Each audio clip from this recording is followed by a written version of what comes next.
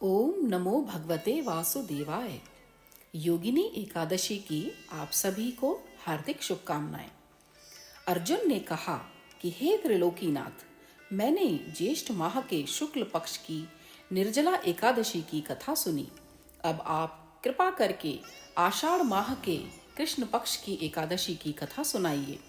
इस एकादशी का नाम तथा महात्म्य क्या है, सो अब मुझे विस्तार पूर्वक बताएं।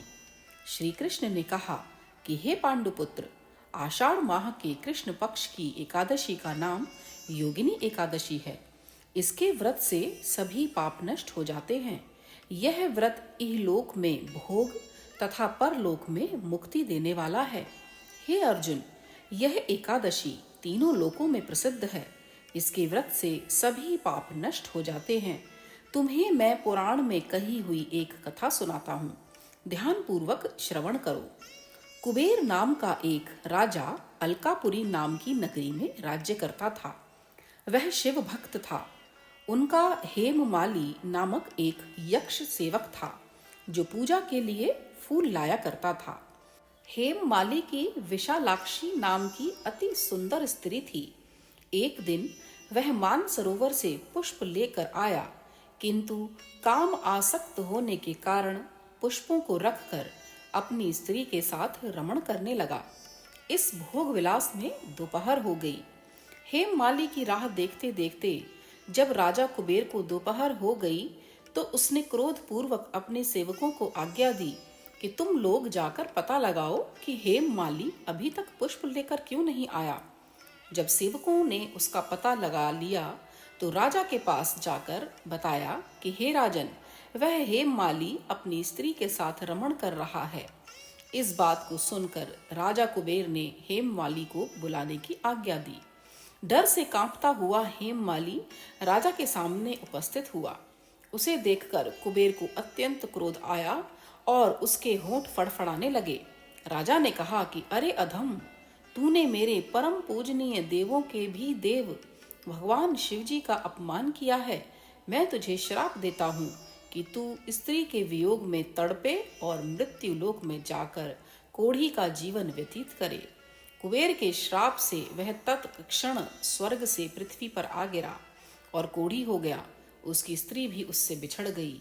मृत्यु लोक में आकर उसने अनेक भयंकर कष्ट भोगे, किंतु शिव की कृपा से उसकी बुद्धि मलिन न हुई और उसे पूर्व जन्म की भी सुध रही।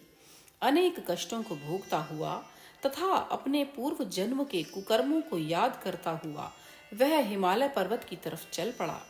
चलते चलते वह मार्कंडेय ऋषि के आश्रम में जा पहुंचा। वह ऋषि अत्यंत वृद्ध तपस्वी थे। वह दूसरे ब्रह्मा के समान प्रतीत हो रहे थे और उनका वह आश्रम ब्रह्मा की सभा के समान शोभा दे रहा था। ऋषि को देखकर हेममाली वहां गया और उन्हें प्रणाम करके उनके चरणों में गिर पड़ा।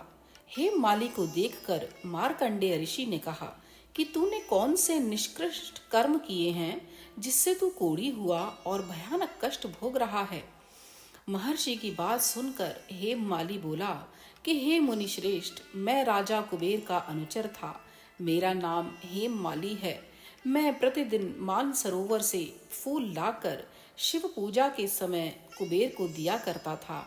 एक दिन पत्नी सहवास के सुख में फंस जाने के कारण मुझे समय का ज्ञान ही नहीं रहा और दोपहर तक पुष्प न पहुंचा सका। तब उन्होंने मुझे श्राप दिया कि तू अपनी स्त्री का वियोग और मृत्यु लोक में जाकर कोढ़ी बनकर दुख भोग।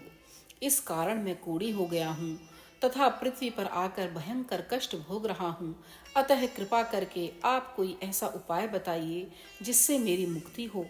मार्कंडेय ऋषि ने कहा कि हे माली, तूने मेरे सम्मुख सत्य वचन कहे हैं, इसलिए मैं तेरे उद्धार के लिए एक व्रत बताता हूँ। यदि तू आषाढ़ माह के कृष्ण पक्ष की योगिनी नामक एकादशी का विधान पूर्वक व्रत करेगा तो तेरे सभी पाप नष्ट हो जाएंगे। महर्षि के वचन सुनकर हेममाली अति प्रसन्न हुआ और उनके वचनों के अनुसार योगिनी एकादशी का विधान पूर्वक व्रत करने लगा। इस व्रत के प्रभाव से वह अपने पुराने स्वरूप में आ गया और अपनी स्त्री के साथ सुखपूर्वक रहने लगा। तो हे राजन, इस योगिनी एकादशी की कथा का फल 88 सहस्त्र ब्राह्मणों को भोजन कराने के बराबर है। इसके व्रत से सभी पाप नष्ट हो जाते हैं और अंत में मोक्ष प्राप्त करके प्राणी स्वर्ग का अधिकारी बनता है। इस कथा का सार यही है कि मनुष्य को पूजा आदि धर्म में आलस्य या प्रमाद नहीं करना चाहिए, अपितु मन को संयम में रखकर सदैव भगवान की सेवा में तत्पर रहना चाहिए। बोलो श्री भगवान की जय। बोलो श्री एकादशी माता की जय।